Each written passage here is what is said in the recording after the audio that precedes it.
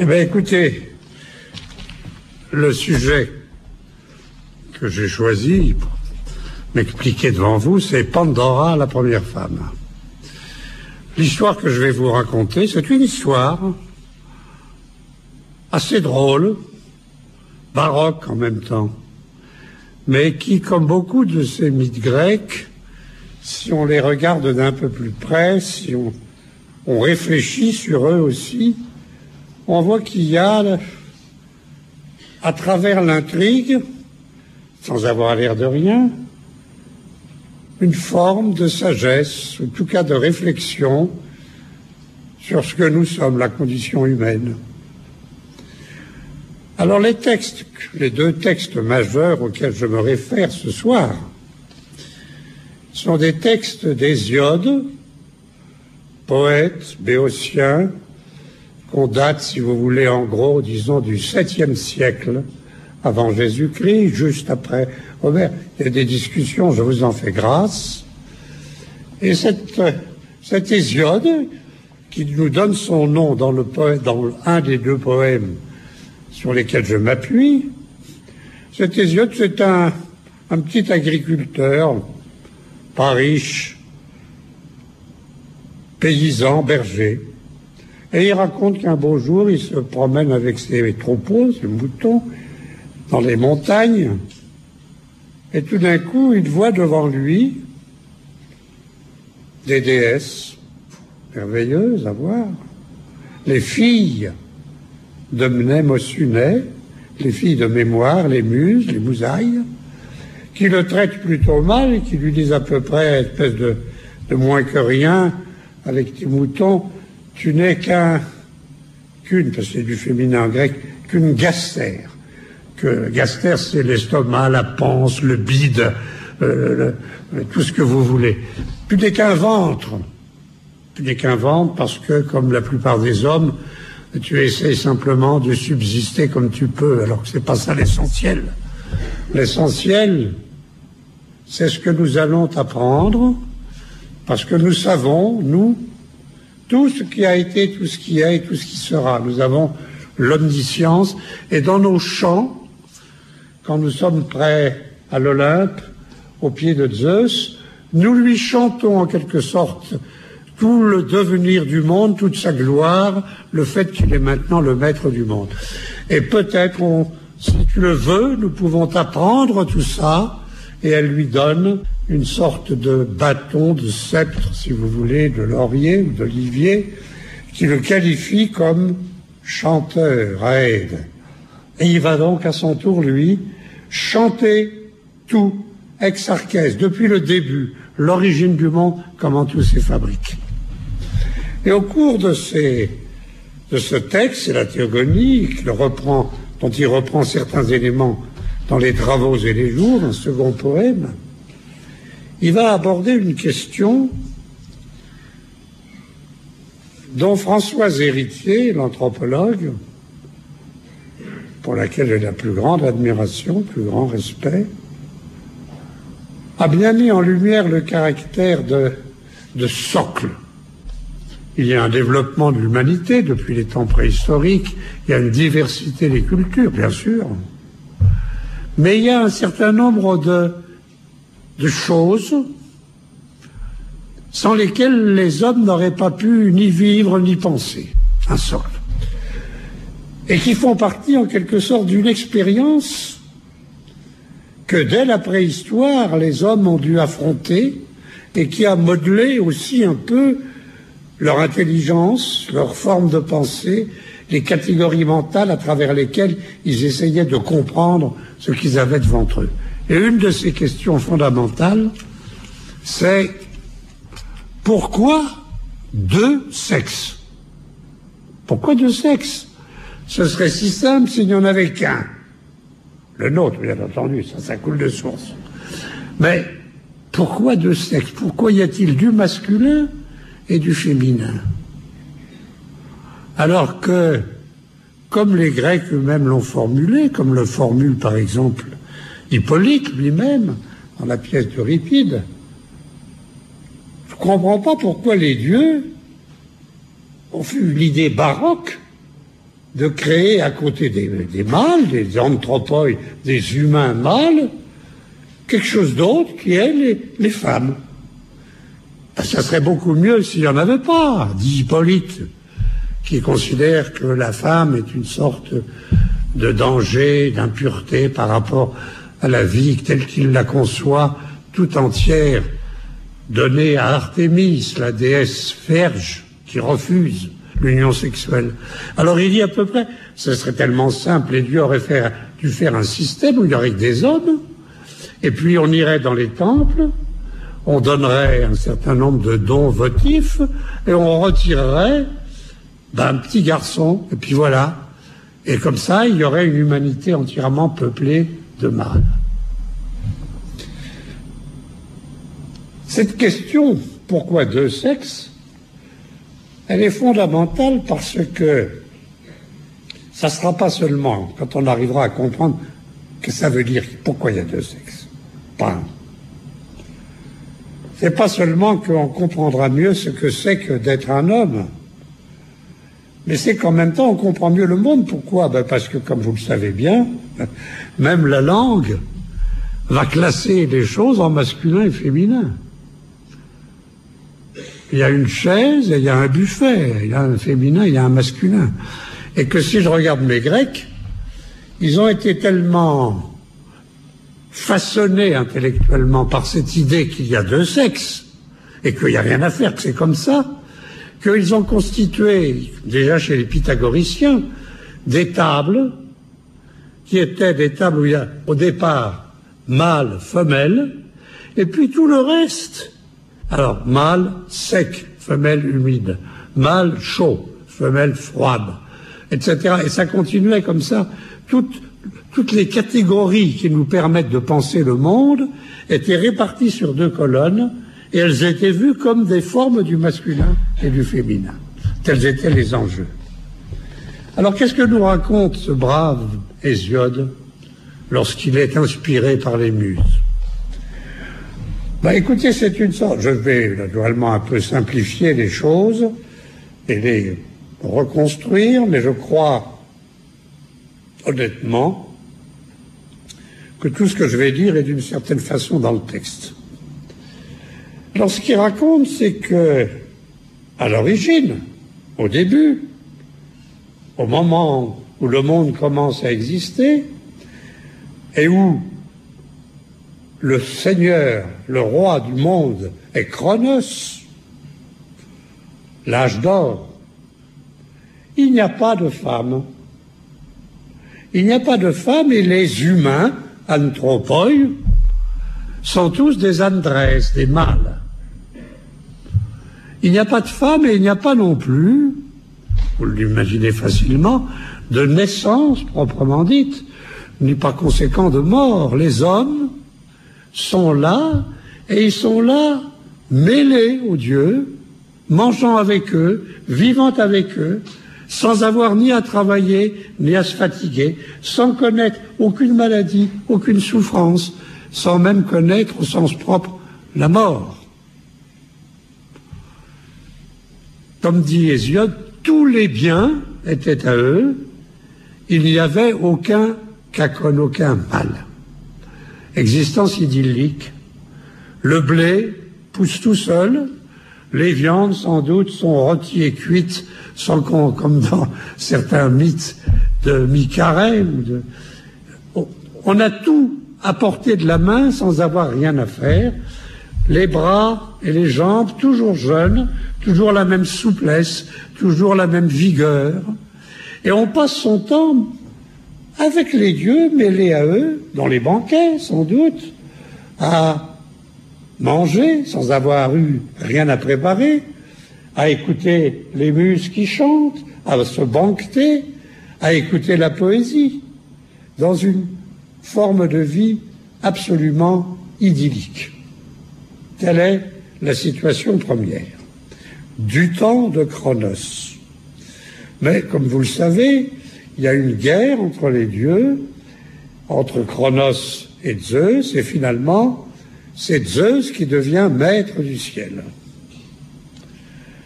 Zeus devient maître du ciel, Et cette emprise, cette poigne, qui est maintenant la sienne, elle suppose d'abord qu'il a vaincu les dieux hostiles par la force.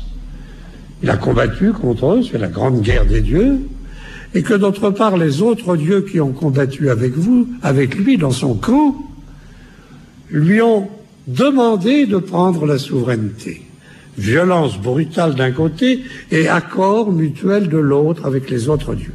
Et il va créer un ordre cosmique, et un ordre cosmique stable. Ça ne va plus bouger une fois qu'il aura décidé comment ça doit être.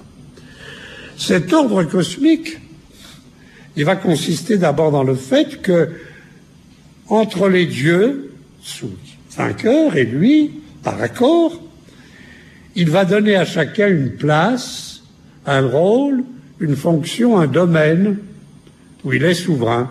Aphrodite va s'occuper des affaires d'amour, de sexe.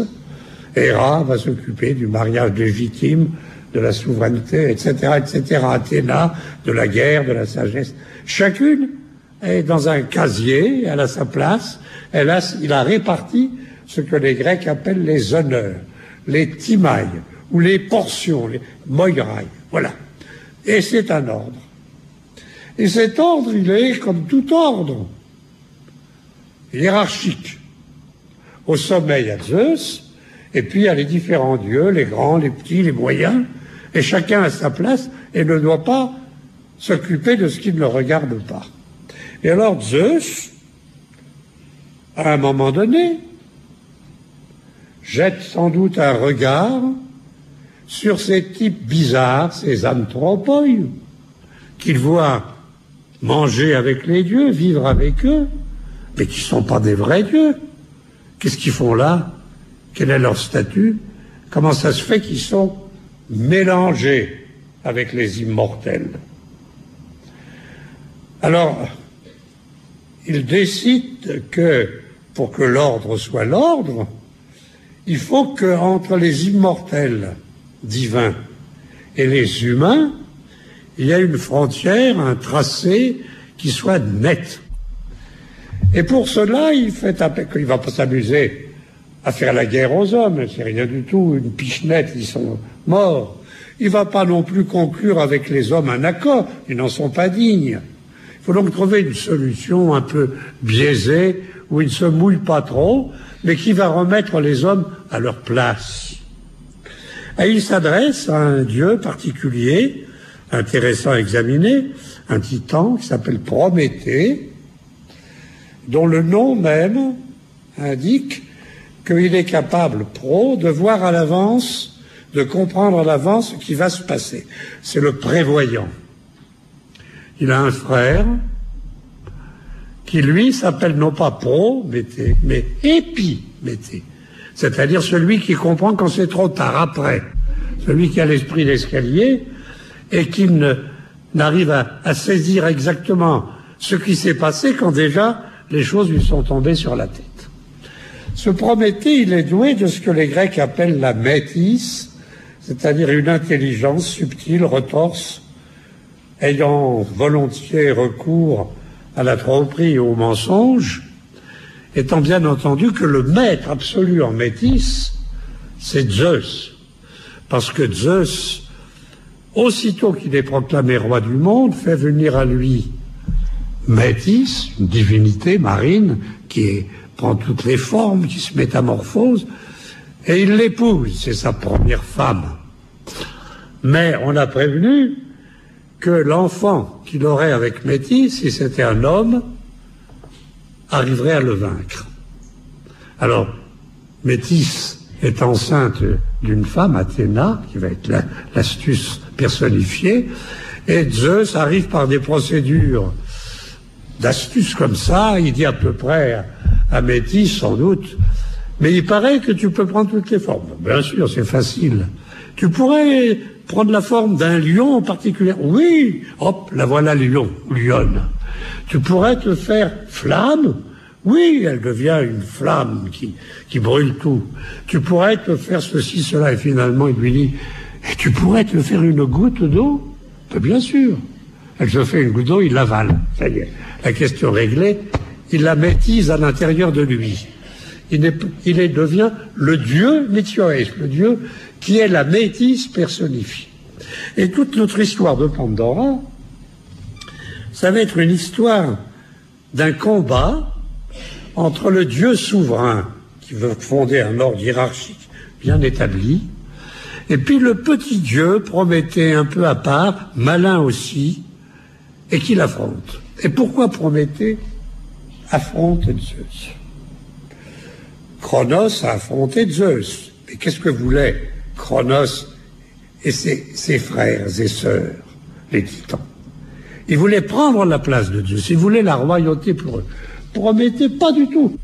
Il s'en fiche complètement, il n'a pas d'ambition de ce genre.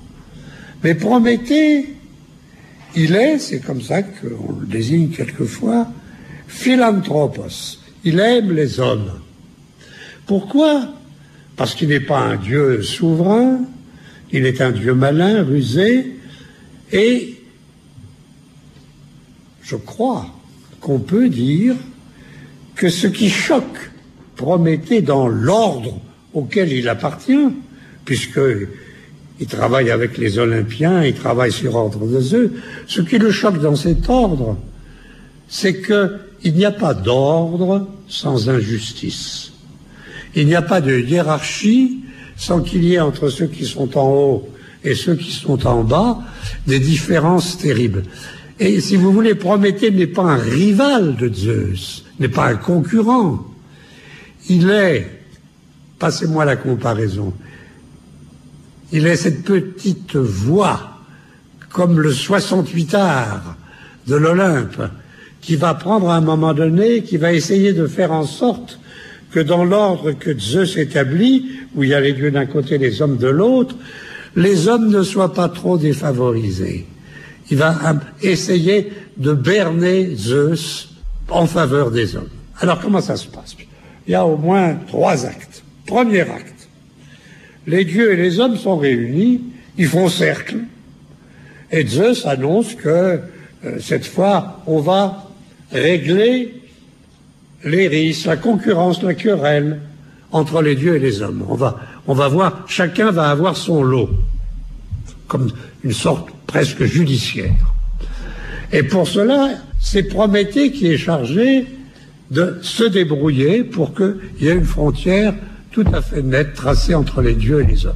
Les hommes, qui, je vous le répète, sont seulement des Andrès, et qui jusque-là encore vivent mêlés aux dieux. Alors, il amène, Prométhée, un grand bœuf, une bête superbe. Elle est immolée, découpée, et il fait ça le choix, il va faire 2 parts avec cet animal qu'on a immolé. Une part représentera en quelque sorte la condition des dieux, l'autre part la condition des hommes. Et une fois que ça sera fait, il n'y aura plus moyen de revenir sur ce qui a été décidé. Et ces 2 parts que fait Prométhée sont 2 traquenards, 2 mensonges. Pourquoi? Il commence par prendre les 4 os longs de l'animal. Les ostéas leuca, comme dit là, les os blancs. Toute la chair en a été enlevée. Il n'y a que les os. Les 4. Pattes de devant, pattes de derrière.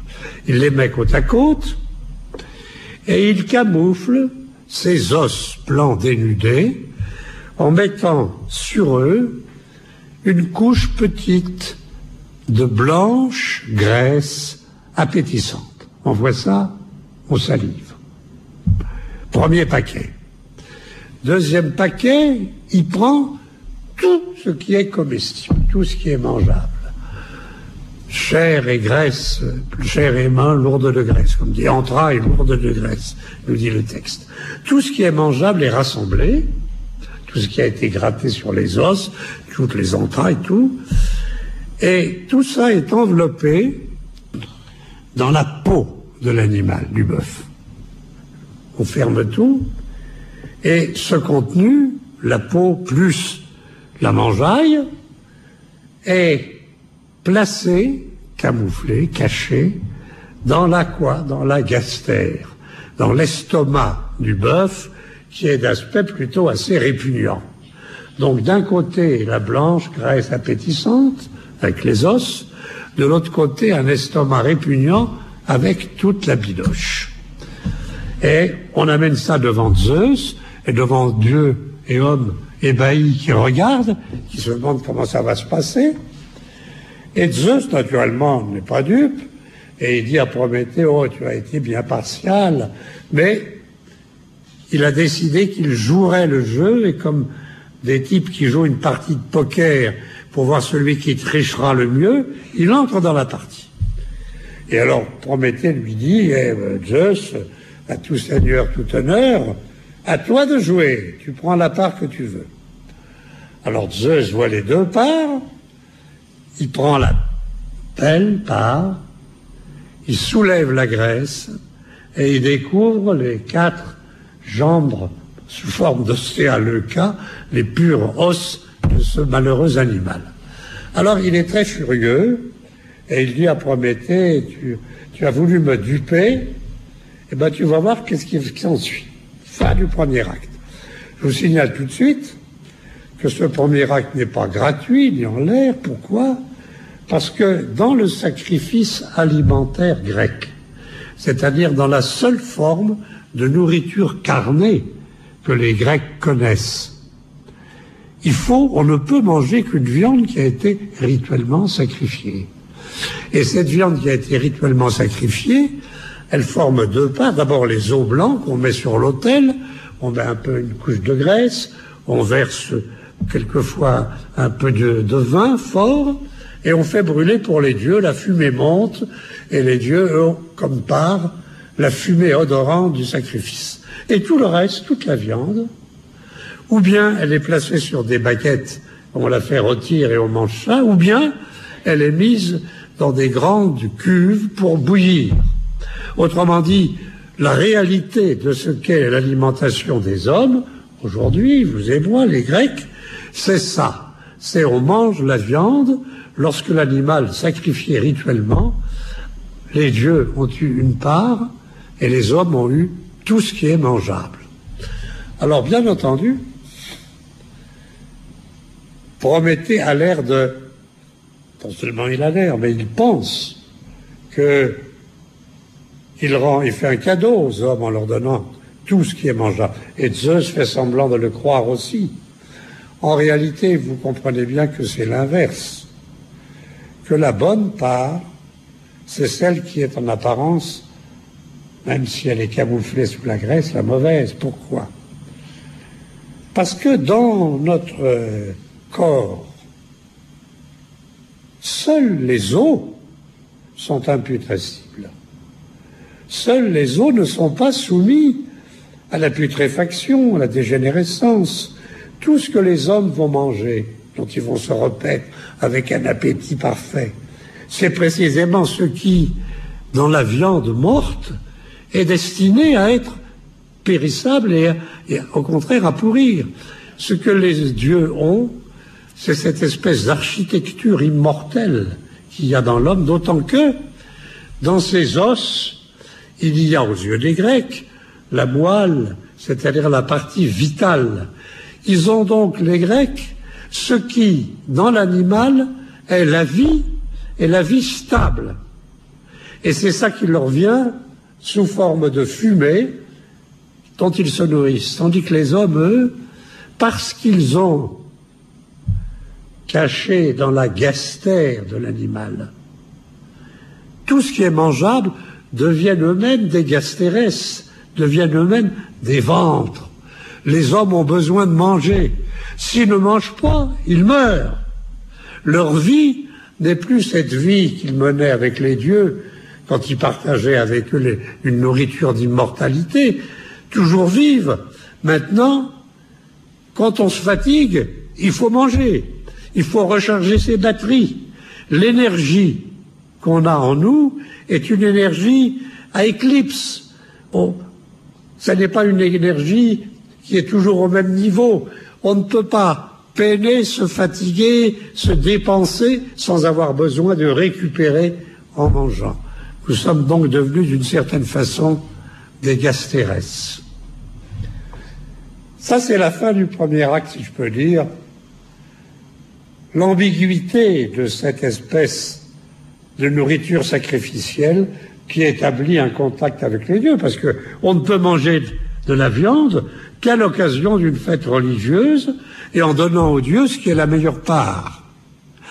Et en même temps qu'on mange avec eux, que les dieux sont censés assister ou au moins être présents à la nourriture et au repas, cet acte qui nous unit aux dieux, dont nous sommes maintenant séparés, est en même temps ce qui en sépare, puisque nous mangeons tout autre chose qu'eux. Mais alors Zeus est en colère ou il fait semblant d'être en colère, peu importe. Et il dit, puisque c'est comme ça, je vais cacher aux hommes, je concentre, leur vie, bios, et le feu, pur. Qu'est-ce que ça veut dire cacher aux hommes leur vie, bios? Bios, c'est la vie, ça peut être la vie, mais c'est aussi ce qui fait vivre les hommes, ce qui nourrit la vitalité des hommes. Les céréales, les hommes, pour les Grecs, contrairement aux dieux, ce sont les mangeurs de pain. Les dieux ne mangent pas le pain, mais les hommes sont des mangeurs de pain. Et c'est le pain qui les fait vivre. Et il va donc cacher ça. Alors, comment ça est caché? Oui, parce que avant, quand les hommes et les dieux vivaient ensemble, le blé poussait tout seul sur une arouette, sur un sillon automatique qui faisait pousser d'avant, toute seule. Le blé pousse tout seul, et même, je pense, il cuisait tout seul, il était mélangé avec l'eau, et on avait des gâteaux tout prêts. Tout seul, les hommes n'avaient rien à faire. Si tu caches la vie, le blé, aux hommes, ça veut dire quoi? Ça veut dire, et c'est tout à fait clair, que désormais, pour avoir du blé, il faut cacher la semence du blé dans la terre. C'est-à-dire, il faut avoir une charrue, ou ce qui est avant la charrue, tracer un sillon, ouvrir avec le socle de ta charrue une certaine fente dans la terre et y déposer le sperma, la semence du blé. Et puis tu recouvres pour que les oiseaux ne la mangent pas et tu attends. Et si les dieux le veulent, si Déméter t'est favorable, ça va, le blé va germer. Puis ça ne sera pas fini, il faudra le couper, il faudra faire toutes sortes de manipulations. De toute façon, cacher le blé veut dire, ben, tu gagneras ton pain à la sueur de ton front. Il faut travailler la terre, il faut la labourer, il faut transpirer, il faut cacher la semence du blé. Alors, le blé est caché, les hommes n'ont plus la moyen d'avoir le blé qui vient tout seul. Et le feu est caché. Quel feu? Le feu de Zeus. Zeus, il a un feu qui est représenté quelquefois comme un aigle, quelquefois comme un zigzag, qui est un feu éternel, inépuisable et d'une force incomparable. Et ce feu, qui est le texte, auparavant les hommes en disposaient, parce que du temps de Cronos, quand tout allait bien, avant la séparation, le feu céleste, le feu de Zeus, Zeus le déposait sur les frênes, sur les arbres des frênes, pour que les hommes puissent en disposer quand ils en avaient besoin. Donc, plus de feu. Les hommes n'ont plus le pain qui vient tout seul, leur nourriture de vie, et ils n'ont plus de feu. Ils sont là dans leur coin. Qu'est-ce qu'ils vont devenir? Ils ne peuvent même plus manger la nourriture que promettait leur destinée, cette viande crue. Ils ne peuvent pas manger crue, ils ne peuvent pas la cuire, ils n'ont plus de feu. Zeus rigole en disant, cette fois, je les ai sérieusement coincés. Mais Prométhée est très malin. Alors, il décide de régler ce problème. Il prend dans la main la tige d'une plante qui s'appelle le fenouil. Il y en a différentes espèces.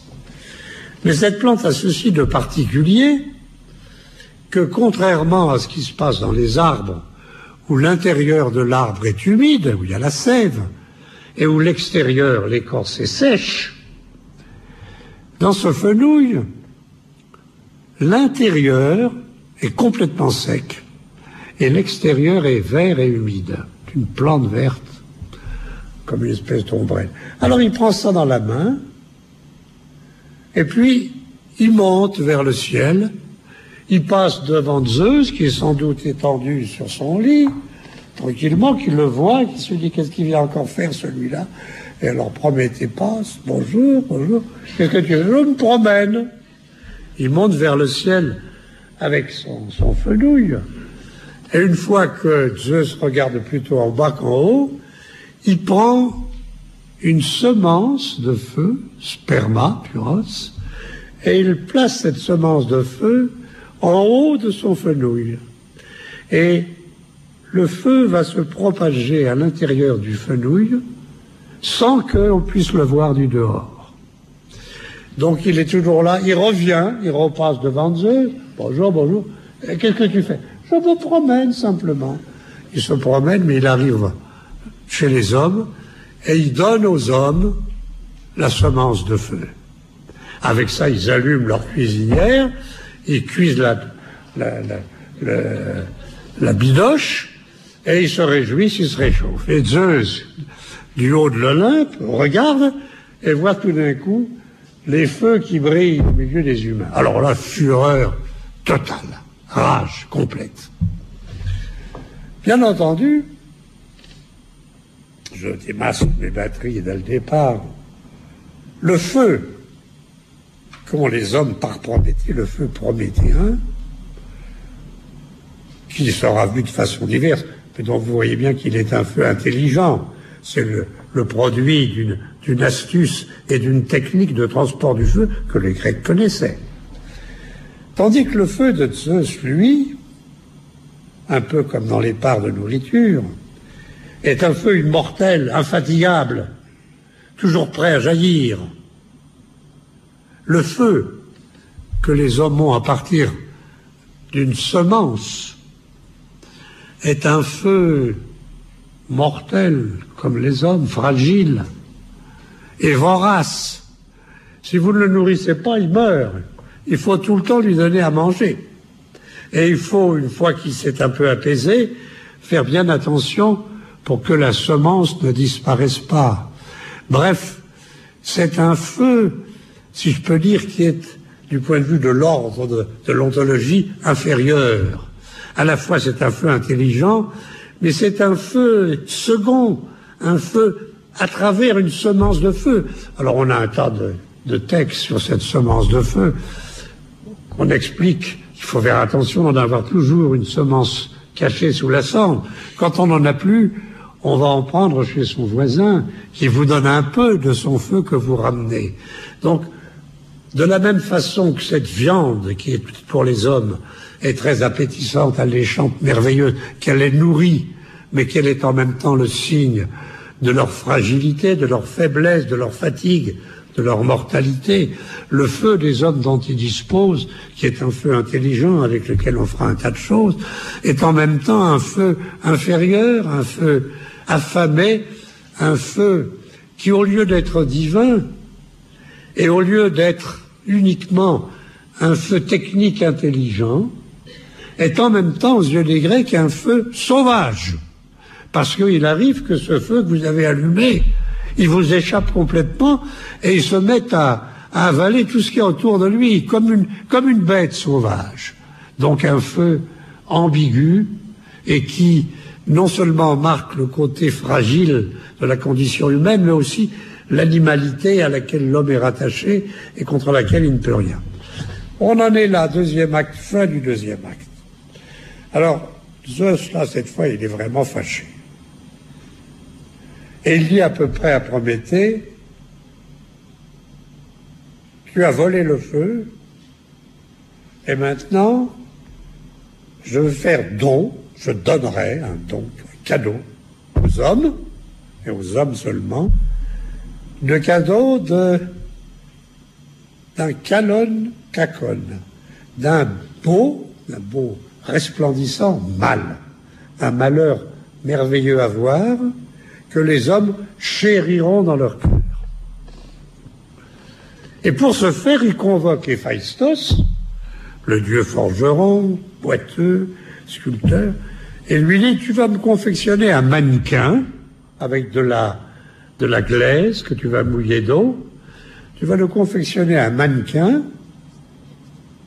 qui aura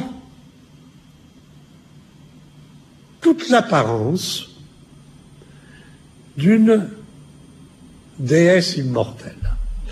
Et tu lui donneras la forme extérieure d'une Parthénos.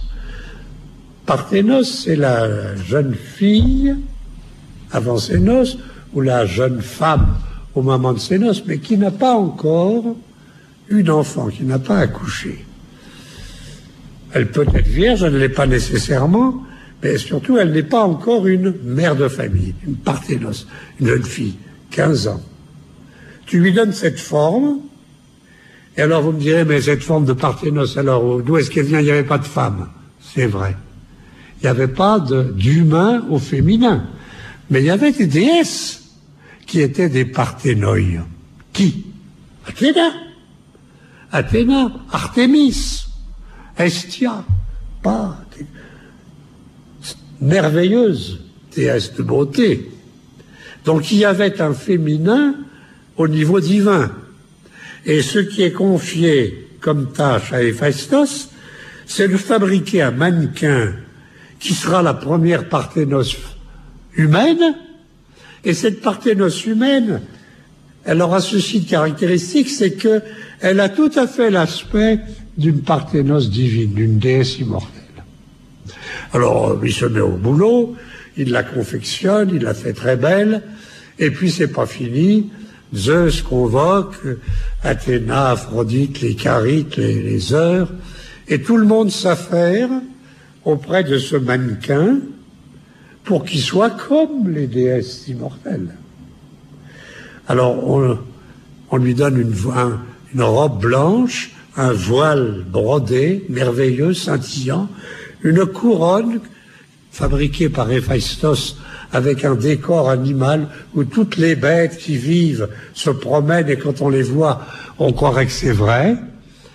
Bref, elle rayonne par d'abord l'aspect extérieur et par son costume et par sa vêture et par ses bijoux. Elle rayonne de quoi? De charis. Charis, le charme, la beauté, la séduction. Cette charis, d'ailleurs, elle a été versée sur elle par les déesses qui versent sur elle la charis. Alors, la charis, elle va la renvoyer, si je peux dire. Et en même temps qu'on verse sur elle la charis, l'éclat de la séduction et de la beauté, auquel on ne peut résister, Hermès l'anime, il met en elle la force d'un être humain, la voix d'un être humain. Et alors je vous dis les choses telles qu'elles sont dans le texte grec, qu'on ne m'accuse pas d'être un épouvantable ennemi des femmes, parce que c'est pas vrai du tout, je peux vous l'affirmer. Hermès met en elle un tempérament, ethos, de chienne, et un esprit de menteur, et même de voleur, dira-t-il. Alors, cette espèce de mannequin animé maintenant, vivant, parlant comme vous et moi, parce qu'on lui a donné la voix humaine, même si elle se sert de cette voix non pour dire la vérité, mais pour la cacher par des menteries. Elle est telle que on l'amène au milieu, les hommes et les dieux sont encore rassemblés, et de même qu'on a amené le bœuf coupé en rondelles en disant voilà, il y a les deux parts, on amène Pandora devant les hommes et les dieux, toujours rassemblés avant la grande séparation. Et quand ils la voient, les hommes et les dieux, ils sont suffoqués, estomaqués. Elle est merveilleuse à voir. Elle est merveilleuse à voir. Elle resplendit de beauté et d'éclat. On ne peut pas la voir sans être séduit, l'aimer, la désirer. C'est comme ça. Alors, Zeus déclare que cet être qui vient d'être créé artificiellement et qui est la première femme, l'ancêtre de toutes les femmes, comme dit le poète, d'elle vient le génos, le genre des femmes féminines. Il n'y a pas de femme qui soit issue de Pandora. Et Pandora, elle est appelée comme ça dans le texte, parce que, dit Zeus, ça va être le cadeau d'Auron que tous les dieux vont faire aux humains. Vous ne pouvez pas ne pas voir que, dès le départ, cette Pandora concentre sur sa personne certains aspects de ce que nous avons vu dans les épisodes précédents. Je veux dire que son apparence extérieure est le contraire de sa réalité. De la même façon que les parts de nourriture ont été trafiquées, que sous la graisse appétissante il y a des os, que sous l'estomac dégoûtant, il y a tout ce qui est mangeable. Elle, quand on la voit, c'est sa beauté qui vous saute au visage, mais à l'intérieur, il y a cet esprit de chienne, ce tempérament de voleur. Pourquoi esprit de chienne et tempérament de voleur? Parce que, je vais vite pour ne pas trop vous embêter, parce que s'il faut caractériser ce qu'est cette femme, ce mannequin animé qui n'est plus un mannequin, qui est un être vivant, qui parle comme vous et moi, qui se promène, qui séduit. S'il faut la caractériser, on peut dire qu'elle est quoi? Une gastère, elle est un ventre. Hésiode explique en effet que la ruse de Zeus a consisté à créer à côté de l'homme un être qui a un appétit dévorant, qui ne supporte pas la médiocrité ou surtout la continence. Elle a faim, la femme. Il faut qu'elle remplisse son ventre. Et Hésiode explique ça par une comparaison. Il dit, voilà, dans les ruches, il y a les abeilles. C'est amusant parce que les abeilles, ça va être du féminin et les autres, ça va être du masculin. C'est l'inverse. Il y a les abeilles qui, dès le lever du jour, sortent de la ruche et vont toute la journée travailler pour récolter du miel. Et elles vont rapporter, ces abeilles, le miel dans la ruche. Elles vont essayer d'en faire des provisions. Mais pas du tout.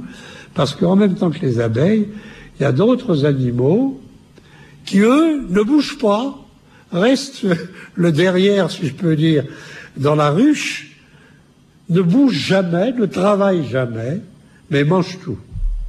Et la femme, elle est ça dans l'existence humaine, elle est d'Aïchnolokès, toujours à l'affût du repas, elle a toujours faim, et quand elle fait toujours je cite Hésiode, quand elle fait des sourires et des gentillesses et des séductions irrésistibles à son époux, Hésiode dit, ne t'imagine pas que tu es à son goût, elle pense à ta grange, c'est-à-dire au blé que tu as déjà mis de côté. Donc, elle est un ventre. Elle est un ventre, et en ce sens, en raison de cet appétit alimentaire qui fait qu'elle est une bouche à nourrir, mais une bouche insatiable, elle est aussi, je crois l'avoir montré bien dans les analyses que j'ai pu faire, elle est aussi un ventre qui a un appétit sexuel. Et en particulier, la femme étant aux yeux des Grecs, mais le mythe y répond puisqu'elle est construite avec de l'eau et de la glaise. Elle est d'un tempérament humide. Alors dans un pays, surtout à certaines périodes de l'année, par exemple, lorsque c'est ce qu'on appelle la canicule, lorsque Sirius, que les Grecs appellent le chien, est le plus proche, les hommes sont affaiblis parce qu'eux, ils ont un tempérament sec. Et alors quand il y a une grande chaleur et que le soleil leur tape sur la tête, comme dit Hésiode, ils sont affaiblis. Et à ce moment-là, les femmes, au contraire, elles sont en pleine forme. Parce que, étant humides, elles sont un peu asséchées, et par conséquent, elles sont dans un état qui est le meilleur possible. Et alors, qu'est-ce qui se passe? Il se passe que Hésiode explique que la femme dessèche, brûle, même c'est le terme qui est employé, brûle son mari sans feu, sans avoir besoin de tison. Elle le brûle parce qu'à la fois, elle l'oblige à travailler tant que ça peut par son appétit alimentaire, et elle le dessèche aussi parce que, aux yeux des Grecs, le jeune homme est plein de sève, l'homme adulte aussi, et au fur et à mesure qu'il vieillit, il se dessèche comme un vieil arbre qui finalement on peut briser, qui, quand on le met dans le feu, brille tout seul. Donc, les femmes vont être non seulement ce ventre qui avale tout, mais elles vont être aussi, parce que elles sont la riposte au feu volé par Prométhée, ce que beaucoup d'auteurs grecs postérieurs signaleront, un feu à sa façon qui brûle l'homme, un feu voleur qui lui va faire, si je peux dire, cuisiner son homme là en le mettant, faisant griller à petit feu sous toutes les formes. Alors une fois qu'on sait ça, on se dit mais qu'est-ce que c'est cette histoire à dormir debout? Pas tout à fait. Quelle est la conséquence de ça, de ce tableau qui a été fait? On me dirait, d'abord, elle est créée. Il y a là Héphaïstos, toutes les divinités féminines qui lui ont fait, qui l'ont habillé en quoi? Qui l'ont habillé en jeune mariée. La description. Athéna lui noue sa ceinture, nous a-t-il dit. Parce que se marier, pour une Parthénos, c'est dénouer sa ceinture. On lui a noué sa ceinture. Elle est donc une jeune mariée, la première jeune mariée du monde. Et Zeus décide d'envoyer cette Pandora, au nom de tous les dieux, au frère de Prométhée, Épiméthée, qui est déjà, lui, loge sur un coin de terre avec sa maison. Et naturellement, Prométhée comprend très bien comment cette affaire va mal finir. Et il fait savoir à son frère, Épiméthée, espèce d'abruti, surtout, si on t'envoie un cadeau de la part des dieux, tu l'acceptes pas, tu le renvoies comme il est venu. Si c'est Zeus qui l'envoie, tu mets retour à l'envoyeur. Épiméthée dit, mais bien sûr, tu penses, je suis pas si bête, j'accepte rien. Il n'accepte rien, mais Pandora quitte ce cercle où les dieux et les hommes sont là à la contempler, et d'un petit pas tranquille, elle va jusqu'à la maison d'Épiméthée, toc-toc, qui est là, une jeune fille, il ouvre, il la voit, entrez tout de suite. Et Pandora, la voilà, à demeure chez les hommes, elle est la femme d'Épiméthée, la première épouse. Bon, bien sûr, cette fois-ci, on est coincé. Le résultat, c'est que, pour bien marquer le sens de toute cette histoire, il y a le dernier épisode, dernier acte, 4e. Ce dernier épisode, c'est Pandora est maintenant dans la maison d'Épiméthée. Il n'y a que les travaux qui racontent ça. Et sur l'ordre de Zeus, elle a fait, peut-être portée par des satyres dans certaines versions, elle a fait arriver chez elle une grande jarre, terre cuite. Ces jarres dans lesquelles on met le blé, le vin, l'huile, ou peut-être, dans des temps plus anciens, on mettait même quelquefois dans le fond de la maison les morts. Et cette jarre, elle est fermée. Et Zeus a ordonné à Pandora, il lui a dit, sur mon ordre, quand je te le dirai, tu lèveras le couvercle. Pas longtemps. Hop, tu le remets tout de suite. Et c'est ce que fait Pandora, non pas en désobéissant, mais en accomplissant les ordres de Dieu. Il est parti, le pauvre Épiméthée, travailler la terre, et Zeus lui dit, vas-y, hop, elle enlève le couvercle. Et alors, de cette jarre, sortent tous les mots qui n'existaient pas auparavant, puisque les hommes, à l'âge d'or, ne connaissaient pas de mal. Tous ces mots sortent en une seconde. Ils se répandent dans tout l'univers. Quels mots? Tous les mots. Les maladies, la vieillesse, la souffrance, la fatigue, le deuil. Tous, ils sont tous là. Ils partent comme... Mais elle remet aussitôt sur la jarre le bouchon. Comme nous le verrons, il y a quelque chose, un être, une entité qui n'était pas pressée et qui donc est restée la dernière et qui est coincée dans la jarre. Alors ces mots qui se sont répandus partout, il y en a partout, Hésiode en fait une description horrifiée sur la mer, les tempêtes, sur terre, les vents mauvais qui font que les récoltes sont saccagées, les deuils quand un enfant meurt, etc. Tout ça, c'est Zeus qui les avait tenus en réserve pour qu'avec Pandora, mais Pandora était déjà tout cela d'une certaine façon. Mais là, les choses sont claires, elle leur donne la liberté. Qu'est-ce qu'ils ont de particulier, ces mots, ces caca? Ils ont une double particularité. Ils sont invisibles et inaudibles. Le texte insiste en disant ces mots, on ne les voit pas. On ne peut pas les repérer à l'avance. Ils n'ont aucune apparence, aucune forme visible. Et ils sont inaudibles. Ils ne disent rien, ils ne vous préviennent pas, rien. Donc ça vous tend, on sait qu'ils sont là. De nuit, de jour, sur mer, sur terre, à la maison, au-dedans de la maison.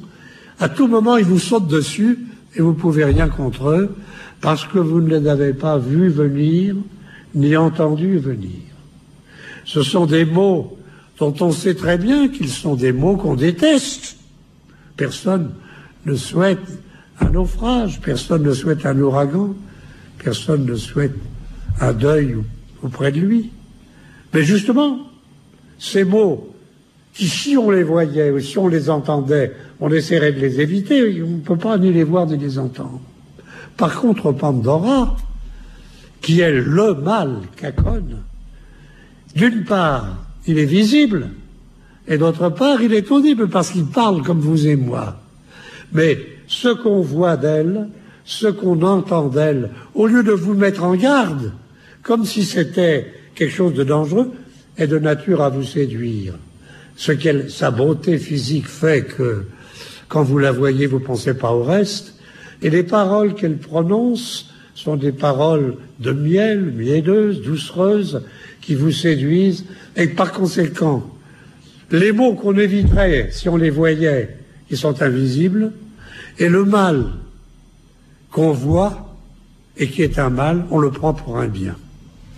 Le résultat, c'est celui que, à la fin de tous ces discours, Hésiode explique. Il dit, ben alors, qu'est-ce qu'on peut faire?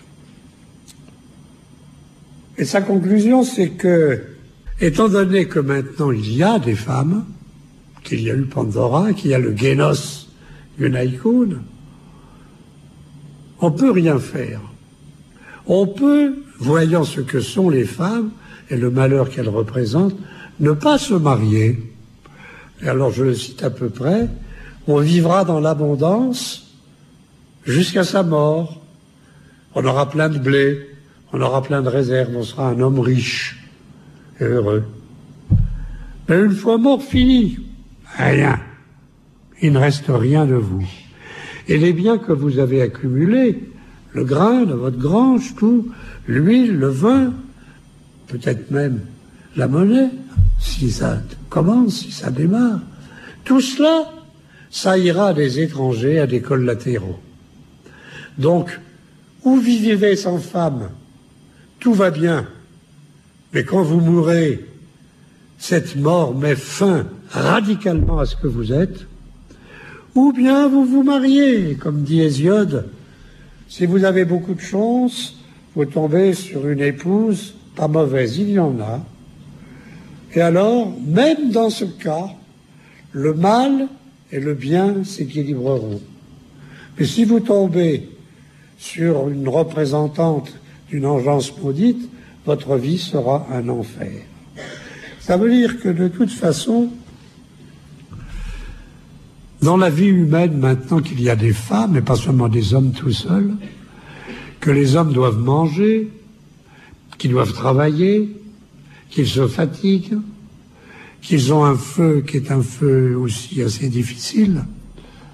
Le problème pour eux, c'est que, de même qu'ils doivent enfouir le sperma du blé, le sperma de la vie, dans la terre pour que ça germe, de même qu'ils doivent cacher le sperma puros, le semence du feu, sous la cendre pour qu'il se conserve, il doit, pour avoir des enfants, cacher son propre sperma dans le ventre, dans la gastère de la femme.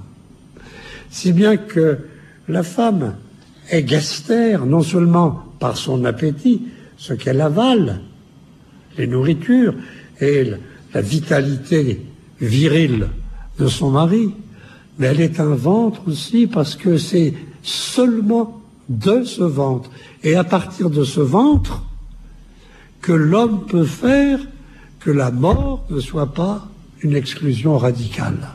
Pourquoi ?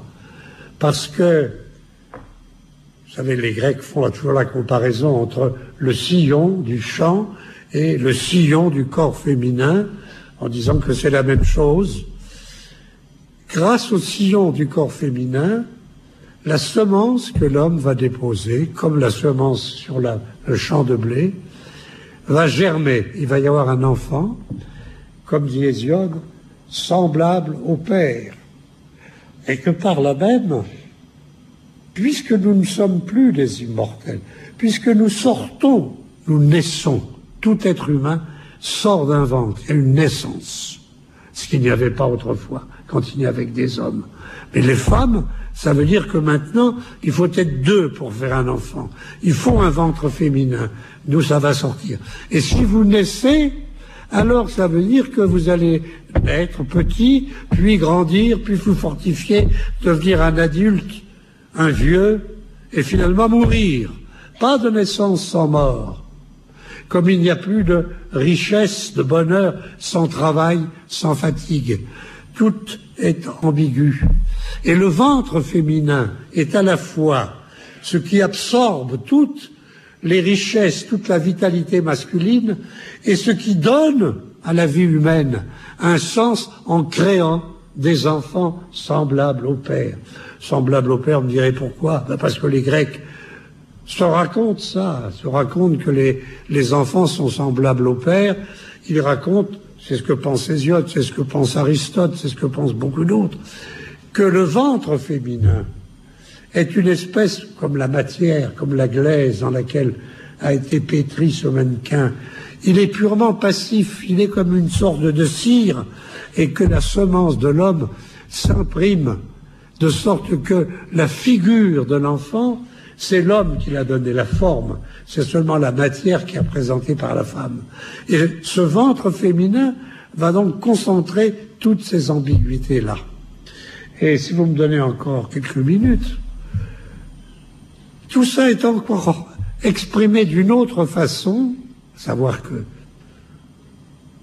cette série de séquences, le sacrifice, la viande, le blé, l'agriculture, le feu, les techniques du feu, et maintenant Pandora, le mariage monogamique, et l'enfantement, et la nécessité d'une chaîne humaine où le père et le fils sont au fond. Aristote dit, le père et les enfants, c'est une seule et même personne, sauf en nombre, ils sont plusieurs, mais c'est le même. Alors évidemment, si vous n'avez pas de femme, si vous n'avez pas de fond féminin et d'enfant, avec la mort, vous êtes radicalement effacé. Si vous avez un ventre féminin, alors il y a un ordre dans ce chaos de l'existence humaine, puisque d'une certaine façon, vous vous prolongez vous-même dans vos enfants. L'histoire n'est pas tout à fait finie, parce que j'ai évoqué la jarre et ses mots, mais je n'ai pas dit un mot de ce qui reste dans le fond de la jarre. Dans le fond de la jarre, n'ayant pas eu le temps de sortir ou ne se pressant pas, ou n'ayant pas eu la consigne de sortir, se trouve une entité que les Grecs appellent elpis, qu'on traduit en général par espoir. Alors il reste bouclé dans le fond de la jarre. Mais elpis, si j'en crois Platon, c'est plus général. Elpis, c'est cette attitude d'attente en face d'un événement qu'on prévoit et qui n'est pas sûr. Si cet événement est heureux et qu'on l'attend, c'est l'espoir. Si cet événement, au contraire, est mauvais, dangereux, alors c'est la crainte. Mais c'est le fait qu'avec Pandora, avec tout ce qui arrive, la vie humaine, contrairement à celle des animaux, qui vivent uniquement dans le présent, est-ce qu'ils savent qu'ils vont mourir? En tout cas, ils ne se posent pas de problème. De la même façon qu'ils mangent n'importe quoi, contrairement aux hommes qui mangent une certaine nourriture, le blé, le vin, le pain ou la viande cuite d'animal sacrifié, les animaux mangent tout ce qui leur tombe sous la dent. Et les animaux aussi, ils connaissent, ils s'unissent avec n'importe qui, peut-être même avec leurs enfants. Il n'y a pas d'inceste. C'est l'union sexuelle sans règle, alors que les hommes vont avoir le mariage. Et les animaux n'ont pas le feu, ils n'ont rien à cuire, alors que l'homme va cuire en particulier toutes ses nourritures pour qu'elles soient plus facilement digestibles. Alors l'animal vit dans un univers qui d'une certaine façon est le même que celui des hommes. Pourquoi? Parce qu'ils vont eux aussi sortir d'un ventre féminin, parce qu'ils vont eux aussi grandir et puis vieillir et mourir, parce qu'ils ont eux aussi besoin de manger, ils ne sont pas toujours en pleine forme. Donc il y a une animalité qui est comme le socle dans lequel l'humanité se trouve, l'humanité se trouve inscrite. Mais en même temps, il y a une rupture. Et cette rupture, c'est le fait aussi que les animaux n'espèrent et ne craignent rien du tout, sauf ce qu'ils ont sous le nez. Et les dieux, ils n'ont ni espoir ni crainte, ils n'ont rien à espérer, ils ont tout. Ils n'ont rien à craindre, rien ne les menace. Et quand les hommes vivaient entre mâles seulement dans l'âge d'or, mêlés aux dieux, c'est pareil, tous les biens étaient à eux, donc qu'est-ce qu'ils pouvaient espérer puisqu'ils avaient tout? Aucun mal ne les menaçait. Ils n'avaient donc aucune crainte à avoir. Et par conséquent, elpis implique une vie où justement on n'en est plus là. On n'a pas tous les biens sont à eux, il n'y a aucun mal. Il y a les biens et les maux sont non seulement juxtaposés, mais mélangés. Chaque bien, en quelque sorte, son mal qui lui est lié. Et c'est pour ça que l'homme a un côté à la fois prométhéen.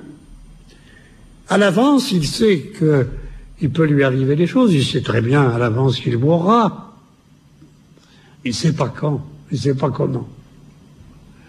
À l'avance, il sait que des dangers les menacent, il le craint.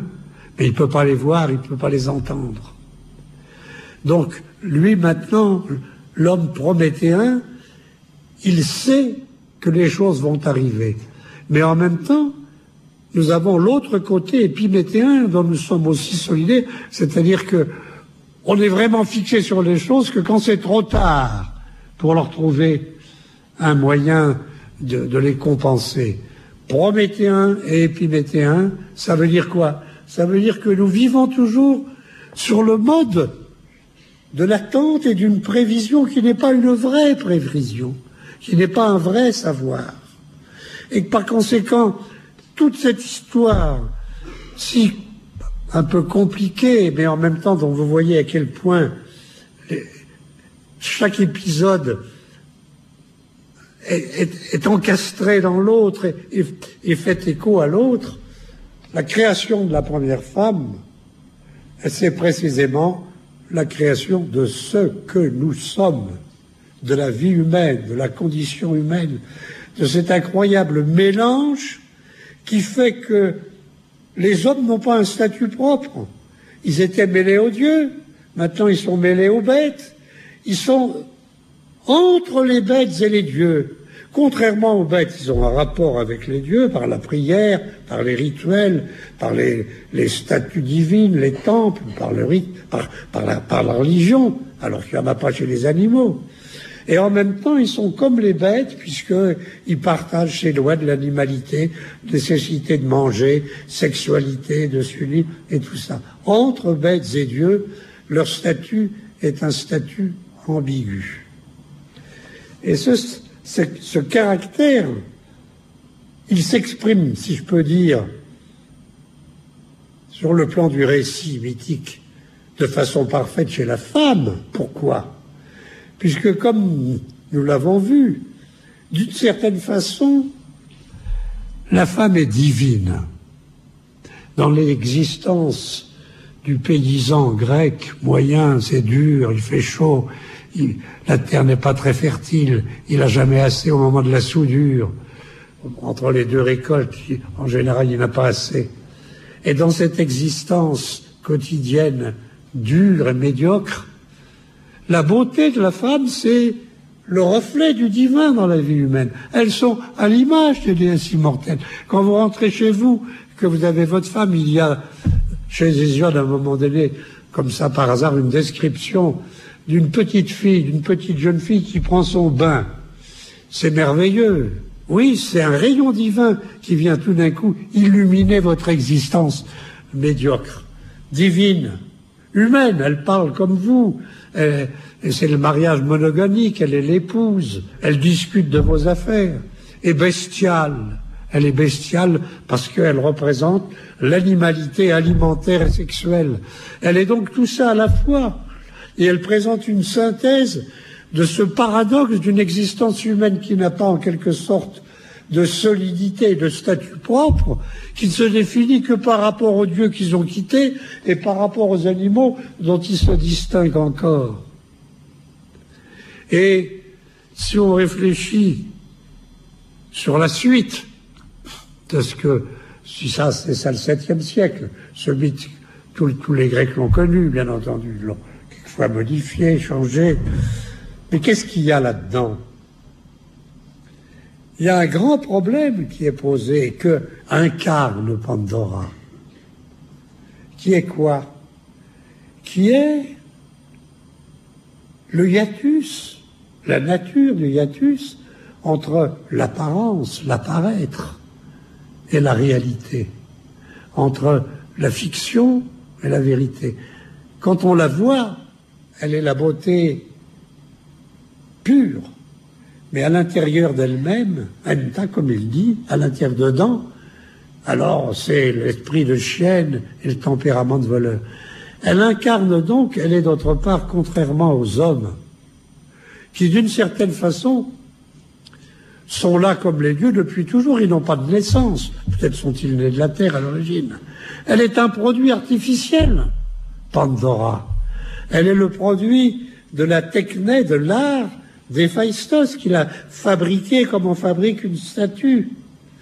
Et par conséquent, sa place, sa fonction pose le problème. Mais et qu'est-ce que c'est alors que ces images, cette imitation? Quel est le rapport entre une déesse, sa statue, et puis Pandora? C'est-à-dire qu'il y a dans la nature même de Pandora une sorte de question qui est posée. Qu'est-ce qui est vrai, qu'est-ce qui est faux? Comment se fait-il qu'il peut y avoir une apparence qui saute aux yeux et qu'en même temps cette apparence soit contraire à la réalité de la chose que vous voyez? Et ça, c'est une question que Pandora pose, si je puis dire, par sa nature d'être fabriqué, par tout ce que j'ai pu dire d'autre. Mais c'est un problème aussi que les sophistes, les présocratiques, pour commencer, les sophistes, et toute la philosophie grecque va se poser. Qu'est-ce que c'est que le vrai? Qu'est-ce qui est illusoire? Qu'est-ce qui est apparent? Qu'est-ce que c'est qu'imiter? Bref, dans cette espèce de récit compliqué, amusant, je crois, et quand même plein de sens, on voit que il peut y avoir dans un récit mythique, c'est typique d'un récit mythique, il n'y a pas de problème posé au début, on nous raconte des histoires. Il y a une façon d'affronter la question qui est « Et nous les hommes, qu'est-ce qu'on est et pourquoi on ne peut pas être des hommes s'il n'y a pas des femmes avec nous ?» Voilà.